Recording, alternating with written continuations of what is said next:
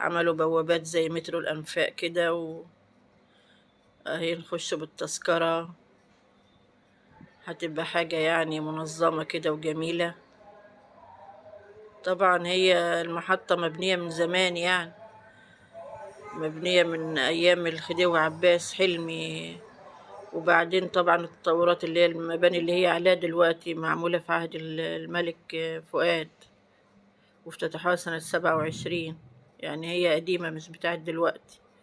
هي تعتبر تاني محطة على مستوى العالم، وأول محطة على الشرق الأوسط كله.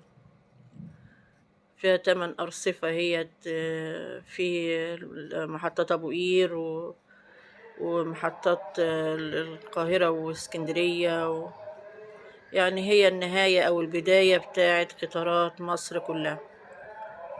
ارتفاعها حوالي 14